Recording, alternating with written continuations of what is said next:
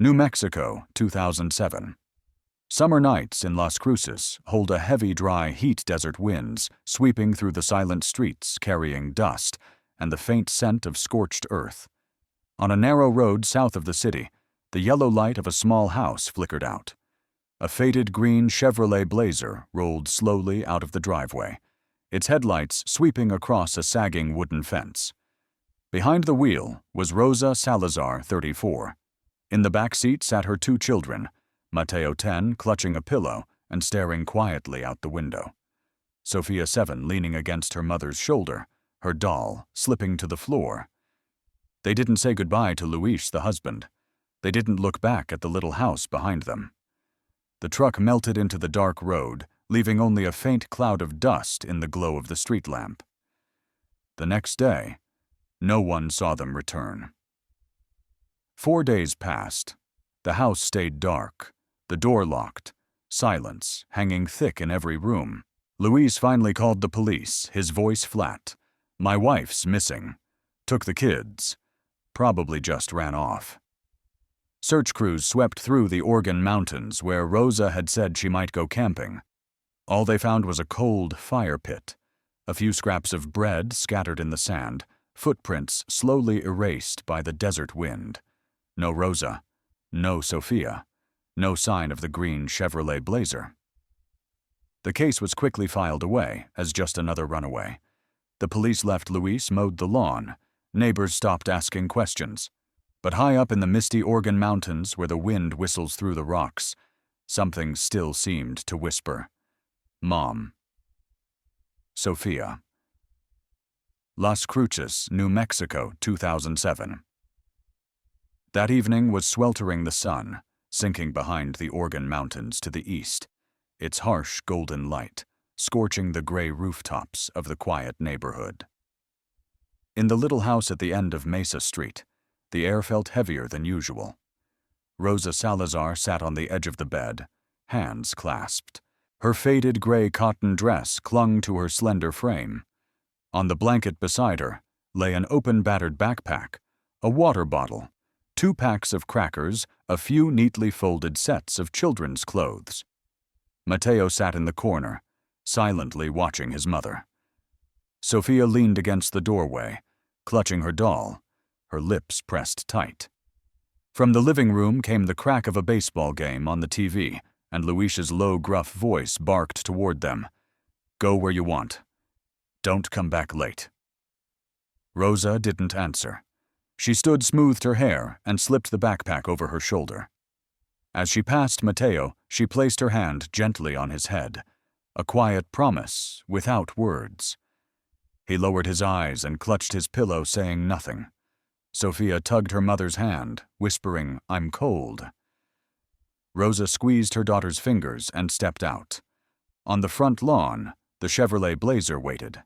Its green paint was faded, its tires caked with dust. She lifted Mateo into the back seat, then helped Sophia in beside him. The doll dropped to the floor.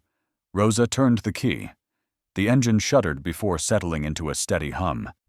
She glanced in the rearview mirror.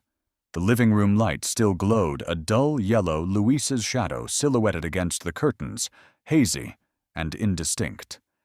She looked away. The truck rolled forward, slowly disappearing into the dark road that led to the desert. The night wind cut across the street, sweeping up dust and erasing the faint tracks left behind. The house fell silent again, and that was the last time anyone saw the Salazar family leave Las Cruces. Las Cruces, New Mexico, 4 days later. The sky was gray desert winds sweeping dust and the dry smell of earth into the little Salazar house. Luis Salazar sat silently at the kitchen table, a cup of coffee, long gone cold, in front of him.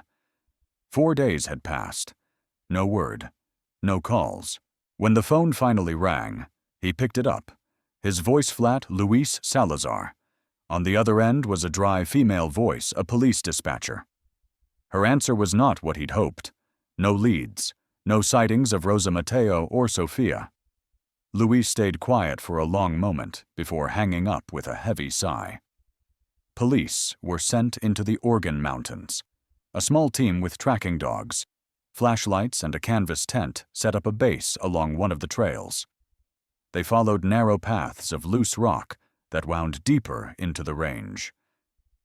That evening, they found the only trace the faint remains of a campfire, pale ash scattering in the wind. A few scraps of bread already picked at by birds, small chaotic footprints pressed into the sand already half erased by the desert. No Rosa, no Sophia, no Chevrolet Blazer. The search team returned to Las Cruces empty-handed. They stopped by Luis's house, asked a few perfunctory questions, then quietly typed it into the record, possible voluntary disappearance. No clear signs of foul play. The next day, the case was closed, stamped on the file in cold block letters, closed, no further action. The little house fell quiet again. Luis went back to mowing the lawn, lighting his cigarettes, watching TV. But in Mateo's room, where the 10-year-old curled up, clutching his pillow, staring at the ceiling, the question echoed over and over, Mom. Sophia, where are you, Las Cruces, New Mexico? 2008-2018. The years passed. The Organ Mountains still loomed on the horizon like a scar slashing across the pale blue sky. On this side of the desert, Mateo grew up quietly, in the same little house that had stayed exactly as it was the night his mother and sister drove away. Luis remarried. His new wife was younger than Rosa, and she moved in changing the curtains, changing even the smell of the kitchen. Mateo barely spoke to either of them. He spent most of his time in his room reading and rereading the old newspaper clippings about the disappearance. The police never called back. No one in town mentioned Rosa or Sophia anymore. People treated it like just another meaningless runaway, another broken family not worth thinking about. But Mateo never forgot. In his closet, he kept a map of the desert covered in jagged red marks. Each mark was a lead he'd once heard whispered an abandoned shack, a gas station, where someone thought they saw a woman with a little girl, a sand pit, where kids dared each other to look for bodies. At 17, Mateo started venturing into the desert alone. He carried a water bottle, a compass, a pair of worn-out boots, and his mother's old backpack. He climbed rock-strewn trails, feeling his way into the canyons. Some days he'd come back with nothing but a handful of rusted beer cans or a moldy blanket and return home in silence. Friends called him crazy, said he was wasting his youth. Luis only shook his head and muttered, "He's stuck in the past." But Mateo knew his mother and Sophia were still out there somewhere. They weren't just names stamped on a cold, closed file. Every time his boots sank into the sand, he heard it again, faint in the wind. "Mateo, I'm here." And that was enough to keep him searching. New Mexico, June 2018. The summer desert burned like a furnace. The air shimmered the sky hazy under a veil of dust. Mateo walked step by step across the scorching sand, his worn-out boots sinking deep sweat dripping down his neck. 11 years. 11 years of wandering the desert, tracing trail after trail, climbing through canyons, searching abandoned shacks. Every time he came back, empty-handed, Mateo quietly added another red mark to his map. But today, for some reason, a strange heaviness settled in his chest. By late afternoon, he stood before a narrow gorge not far from White Sands missile range. The wind whistled through like a low lament sound, stinging his eyes. Up ahead, something metallic glimmered faintly through the dust. Mateo moved closer. His mother's green Chevrolet Blazer. It sat crooked in the rocks, one wheel half buried in sand, the windows thick with dust patches of paint peeling away. The driver's door hung slightly ajar. Inside, the back seat was coated in fine grit.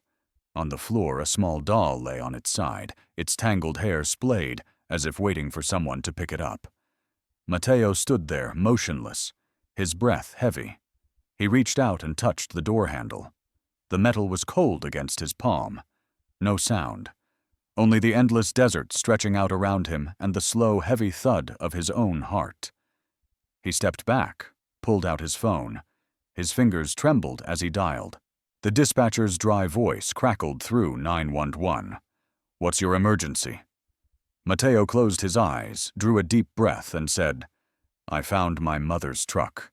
She's been missing 11 years. White Sands, New Mexico." Night fell quickly, a thin crescent moon hanging over the gray desert. Red and blue lights flashed across the cold sand as patrol cars lined up at the site. The old Blazer sat motionless in the canyon, now wrapped in a fragile ribbon of yellow police tape. Headlights cut through the dark, casting the truck's shadow as a warped shape against the rock wall. Mateo stood at the edge, arms crossed, staring at the officers at work. An older cop crouched, jotting notes. Another swept his flashlight slowly through the dusty interior. A younger officer snapped photos of every detail: the pedals, the floor mat, the doll lying sideways in the grime. No one said much. The click of the camera and the crunch of boots on sand were the only sounds. A local reporter trailed behind, holding a camera, asking, "Is this a breakthrough in the Salazar disappearance?" The officer just glanced at her and shook his head. "Too soon. We'll see where it goes." A forensic truck backed in. 2 techs in white suits stepped out, setting down evidence bags on the ground. Mateo watched it all, his gaze fixed on his mother's truck. Under the pale yellow light, the dust on its body gleamed faintly, like ash. He remembered that night, the way Rosa turned away from the house, her hand gripping Sophia, her eyes cold, fleeing from everything. An officer came over, rested a hand on Mateo's shoulder, and said quietly, "You did the right thing calling us. It's our job now." Mateo didn't answer. He just nodded, then turned his eyes back to the Blazer. The police might have closed this case, once might have left them buried for 11 years. But now at least they had to open it again, and Mateo told himself, "This time, I won't let them bury Mom and Sophia again." Alamogordo, New Mexico, September 2018. The little bar sat tucked at the far end of Main Street, its dim red neon glow bleeding out onto the dusty sidewalk. Another slow Thursday night, the smell of cheap beer, the clink of glasses, a sad country song playing low. The door opened. A girl stepped inside. Thin, her dark hair, tangled eyes, sunken like hollow wells. Her gaze swept the room, lost. Her clothes were worn, dusty, her hands clutching a tattered canvas bag. She sat at the counter, head bowed, breathing hard. The bartender asked what she wanted. She didn't answer. She only looked up, her voice barely above a whisper. "My name is Sofia Salazar." A man at the end of the bar turned, startled. A name long gone from the town's memory, spoken now like a confession. Sophia was taken straight to the local police station. In the interrogation room, harsh white light fell across her pale, hollow face. She sat curled in the chair, hands clasped, her voice so quiet the detective had to lean in close to hear her. "I know. Where my mother is. I know. I still remember." The detective asked, "Where have you been all these years?" Sophia lifted her eyes dark and wet her lips, trembling. "With him. In a shack. Out in the desert. My mother. She died the first week. He didn't bury her, just covered her with sand under a rock, shaped like a face." The room went still, the detective's pen frozen halfway through his notes. The name Sofia Salazar had finally returned, carrying with it a story that chilled everyone who heard it. Alamogordo, New Mexico. The next morning, Sophia was brought back into the interrogation room, this time with a detective from Las Cruces present. Morning light streamed through the thin blinds, casting lines across her hollow face, her long hair falling loose, her hands clenched tightly in her lap. On the table a notebook lay open, a pen poised on the edge of the page. The detective leaned forward, his voice steady. "Sophia, tell us everything. We need to know." She took a deep breath, her eyes wet, but this time she didn't look away. "That night, he met us on the trail. He was already waiting. My mother thought he was an old friend. He promised to take us far away. But he drove us into the desert, to a wooden shack. No windows. Her voice cracked. She lowered her head, shoulders trembling. My mother.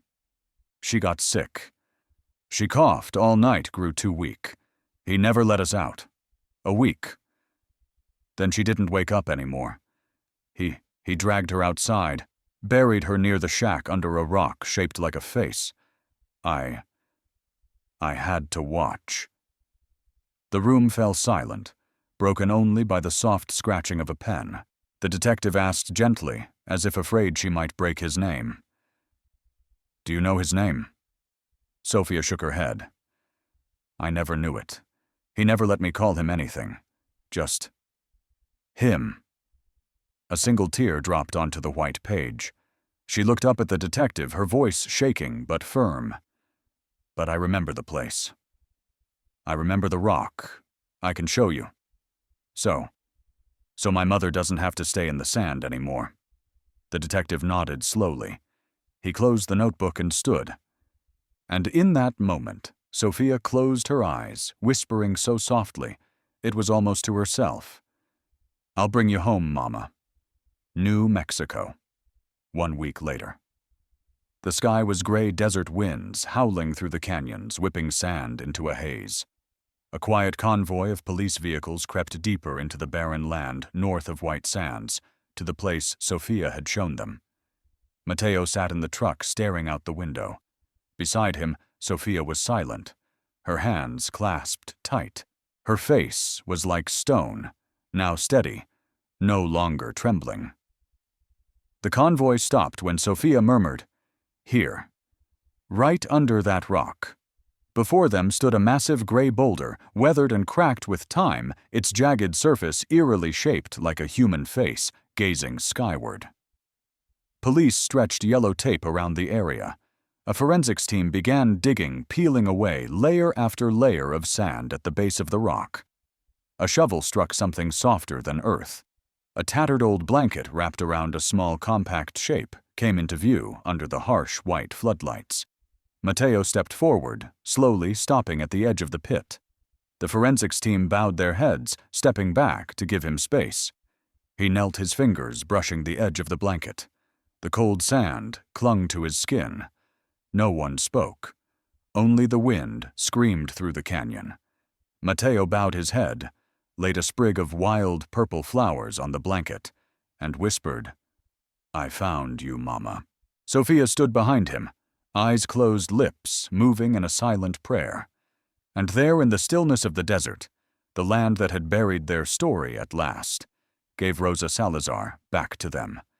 Las Cruces, New Mexico, a few months later. It was a crisp autumn morning, the sky clear and pale, the desert gentler now than in the burning summer months.